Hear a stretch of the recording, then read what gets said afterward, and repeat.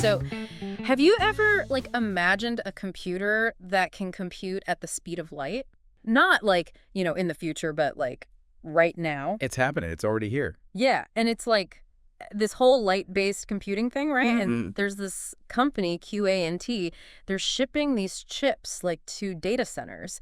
These what are they called? NPUs. NPUs, yeah, and they're claiming they're going to revolutionize AI, the whole thing. Yep, big time. So we've been diving into all these articles, analysis and stuff about this crazy new tech, and today we're gonna break it all down for you. Absolutely. It's pretty complex stuff, It is. It can be. but we're gonna make it clear and interesting, I promise. Yeah, we'll make it fun. So where do we even start with this? Well, I think the best place to start is with, the limits of the technology we're using now, Okay, yeah. Everyone wants more processing power, especially for AI, right? Yeah, for sure. But we're kind of hitting a wall with the way we've been doing things. With the silicon chips, you mean? Exactly.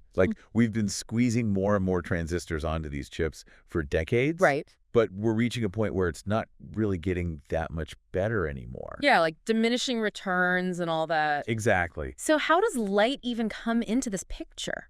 Well, think about it this way. In a regular computer chip, information is carried by electrons. Okay. And those electrons, they have to move through all these tiny wires, and that creates resistance. So it slows them down. Yeah, exactly. Oh. But with light, you're using photons. Okay. And photons, well, they can travel at the speed of light, no resistance. Oh, so that's where the speed advantage comes in. Yeah, exactly. Okay, so light equals speed. Got it. Okay. But what about this analog computing thing that the articles keep mentioning? Yeah, that's a big one. Think of it this way. Okay. Imagine a painter trying to create a picture using only dots. Like pointillism. Yeah, like that. A digital computer's kind of like that. It takes millions of tiny steps, millions of calculations to do anything complex. It's like breaking down a big problem into tiny little pieces. Yeah, exactly. But analog computing with light, it's like the painter using brushstrokes. Oh, okay, I see. So it's about doing more in one go. Yeah. You can create complex patterns in a single, continuous motion. No need to break it down into millions of dots. So instead of taking tons of tiny steps, light can kind of solve the whole problem at once. You got it. And one of the sources had a really good example of this. It was talking about something called a Fourier transform. A what transform? A Fourier transform's like this really complex math thing that's used in all sorts of fields. Like what? Like signal processing, image analysis, stuff like that. Oh, okay. And it's really hard for a digital computer to do a Fourier transform. It takes thousands of transistors working together. Wow. But with light, you can do it with a single optical device. No way, really? Yeah, just one lens, boom, Fourier transform, done. That's wild. It is. So this Q.ANT chip, this NPU thing, that's actually using light to do this kind of computing. Yep, that's exactly what they're doing. Oh. They've got this special material they're using to make it all work. What is it? What's it called? Lithium niobate. It's pretty key to their whole design. So they're using this lithium niobate and light and... Wait, didn't they say they were using an old factory to make these chips? Yeah, they repurposed an old CMOS fabrication plant. Pretty clever, huh? Very resourceful. Yeah. But how good is this NPU, really? I mean, how does it compare to the big dogs in AI, the GPUs? Well, Q.ANT says that within a couple of years, their NPU will be able to match GPU performance on, the most important AI tasks. Okay. But here's the kicker. They say they'll do it using way less power. Really? How much less? 30 times less power. 30 times? That's insane. It is pretty wild. I mean, think about what that means for data centers. They're always struggling with their power bills. Mm-hmm. Absolutely. Not to mention all the heat they generate. Right, exactly. So this could be a game changer for them. But I have to ask, how does it actually work? I mean, how do you even put data into light? It's a bit tricky, but basically they encode the data in the phase of the light wave. The phase. Yeah, it's think of a wave on the ocean. It has peaks and troughs, right? Right. They can change how those peaks and troughs line up to represent different data. Okay. And then they modify that data as it travels through the chip and only convert it back to a digital signal at the very end. So it's all analog until the last step. Yeah, pretty much. And to get this, they're using different colors of light for parallel processing. Different colors. Yep. So it's like having multiple lanes of traffic on a highway, each carrying different data, all moving at the speed of light. That's a really cool way to think about it. Right. And the other thing is, Q.ANT has also made software that lets programmers use the NPU with the AI tools they already use. Oh, so you don't need to be like a rocket scientist to actually program this thing. Nope, not at all. They've made it surprisingly user-friendly, which I think is really smart if they want people to actually adopt it. Yeah, for sure. So it's pretty amazing stuff. It is. But it seems like the story of light-based computing is bigger than just this one company, right? Oh, yeah, way bigger. Like, Q.ANT is definitely leading the charge with their All chips. right. But there's a whole other side to this, and that's using light not just to compute, but to move data around as well. Oh, you mean like using light instead of wires? Exactly. That's called photonic interconnects. Okay. And why is that so important? Well, think about it. Even with super fast chips, the data still has to move between them somehow. Yeah. Right now, we're mostly using copper wires for that. Okay. But even with the best copper wires, the data transfer speed is limited by the speed of electrons. Ah, I see. So no matter how fast your chips are, you're still stuck waiting for the data to catch up. So it's like a bottleneck? Yeah, a big one. But with photonic interconnects, the data can move at the speed of light between different parts of a system. Oh, wow. So it's like upgrading the entire nervous system of a computer. Yeah, exactly. And this isn't just some sci-fi idea either. Mm-hmm. Companies like TSMC, NVIDIA, they're all pouring money into developing this technology. Seriously. Yeah, and even Meta, the Facebook company, they're in on it too. So it's like everybody's jumping on this light speed bandwagon. Pretty much. And it's not hard to see why. The potential is huge. It is. It really is.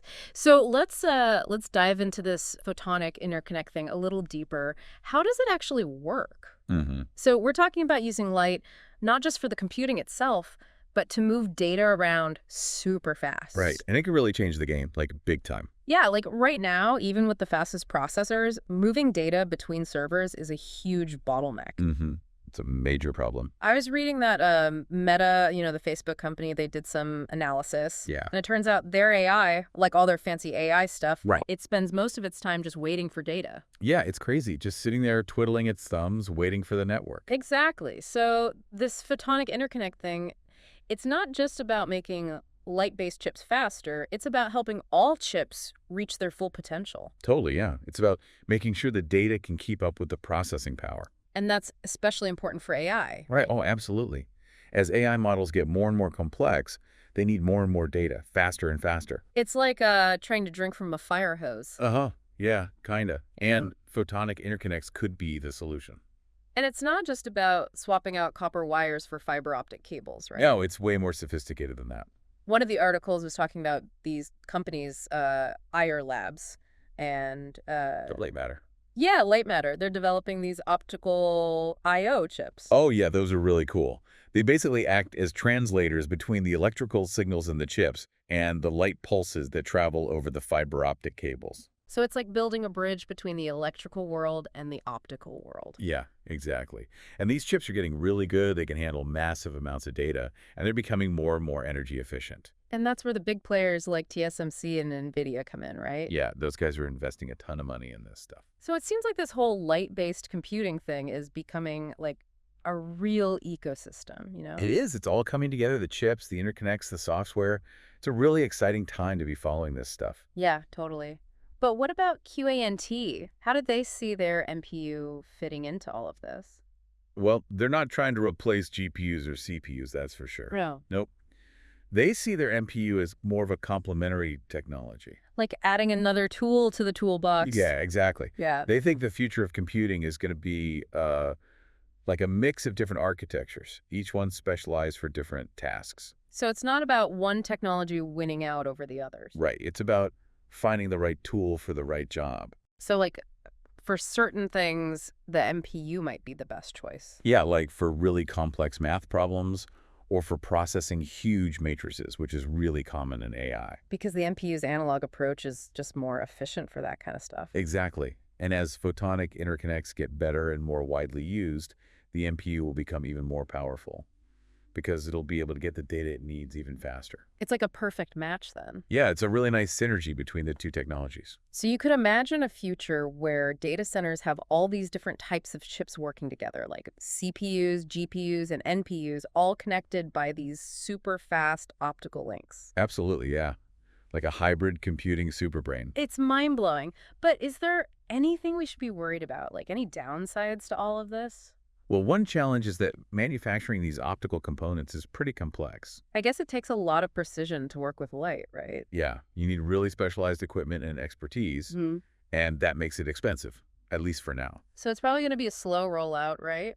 Probably. Like it'll start with, high performance computing, stuff like scientific research, maybe finance. And then eventually trickle down to, like, consumer tech. Yeah, I think that's a safe bet. But things are moving really fast in this field. That's true. What seemed impossible a few years ago is, like, commonplace today. Exactly. So who knows what the future holds? What about heat? Didn't one of the articles mention heat as a potential problem? Well, yeah, it's true that even though photons themselves don't generate heat, like electrons do, there's still some heat generated when you convert between optical and electrical signals. Oh, right, because you need to do that at some point, right? Yeah, but the amount of heat is still way less than with traditional electronics. And light-based computing in general is just so much more energy efficient. So it's kind of a wash then. Yeah, pretty much. Yeah. And as the technology gets better, we can expect even less heat generation. So it seems like the advantages of light-based computing really outweigh the challenges. I think so, yeah. It has the potential to be truly revolutionary. It does. So we've talked about how this technology works and why it's such a big deal. But what does it all mean for us? Like, how is this going to change the world? That's the really exciting part, right? Mm-hmm. This shift to light-based computing, it has the potential to touch every aspect of our lives. This technology is about, what it can do for us. Yeah, Like helping us solve problems that we couldn't solve before. right. Like making things better. And some of the stuff we read about was like seriously mind-blowing, Yeah, some of the potential applications are just incredible. especially in AI. Oh, yeah. AI is already changing the world in so many ways, Right. but it's still held back by, how much computing power we have. Yeah. But with light-based computing, Yeah. who knows what AI will be capable of? That's kind of scary, but also exciting. Yeah. Yeah. A little bit of both. But one of the things that really jumped out at me was the potential impact on healthcare. Oh, yeah. There was a lot about that. Like imagine being able to, simulate how millions of molecules interact, Hmm. but doing it like way faster than we can today. Right. Because that takes like forever right now. Exactly. Yeah. And that could lead to like discovering new drugs much faster, Mhm. maybe even cures for diseases that we can't treat now. That would be incredible. Like something as simple as light could help us cure diseases. Yeah, it's pretty amazing to think about. And it's not just drug discovery, right? What was that other thing? Oh, medical imaging. Yeah. Imagine getting scans with way higher resolution, but using less radiation. That would be huge. Yeah, you could detect diseases earlier Right. and monitor treatments better, all sorts of stuff. So it's not just about speed, it's about like making things safer too. Exactly, yeah.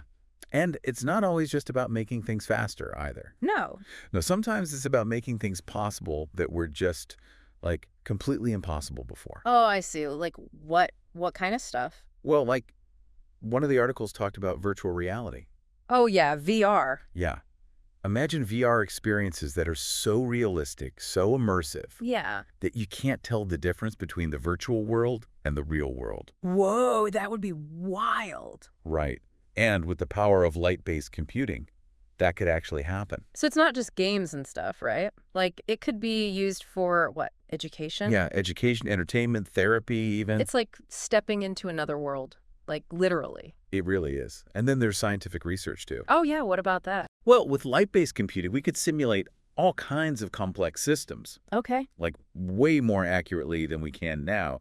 Think about like weather patterns Right. or the human brain. Wow. So we could like figure out how to predict hurricanes better. Potentially, yeah. Yeah. Or develop new materials with crazy properties. Okay. Maybe even unlock the mysteries of consciousness. Who knows? That's a lot of potential. Yeah, the possibilities really are endless. And that's what makes this technology so exciting. It's not just about making small improvements. It's like a totally new way of thinking about computing. Exactly. It's about changing what's possible. But with all this potential, there must be some downsides too, right? Of course. Mm-hmm. We have to be smart about how we develop and use this technology. Right. Like, we need to make sure everyone has access to it. Yeah, And that it doesn't just benefit, a select few. that makes sense. And what about AI? What about it? Well, you said that light-based computing could make AI way more powerful. Yeah, it definitely could. But isn't that kind of, like, dangerous? It could be. Yeah. That's why we need to be really careful about how we develop AI, especially as it gets more sophisticated. Right, we need to make sure it's used for good and not, evil. Exactly. We need to have, like, open and honest conversations about the risks and the benefits of this technology. It's almost like a turning point in history, you know? It kind of is. We're on the cusp of something really big here. So what can we do? Like, what can regular people do to make sure this all goes in the right direction? Well, the first thing is to stay informed. Okay, yeah. Learn about this technology, talk to people about it, ask questions. Don't just sit back and let it happen. Exactly. Make your voice heard, advocate for responsible innovation. This is our future we're talking about here. It is. And we all have a stake in it. Well, we've only scratched the surface of this stuff, but I feel like I've learned a lot. Me too. It's really fascinating stuff. It is. And a little bit scary, but mostly exciting. Yeah, I agree. So to everyone listening, keep learning, stay curious, and never stop asking questions. That's the best advice anyone can give. The future is like literally unfolding at the speed of light, and it's going to be an amazing ride. It is. Thanks for joining us.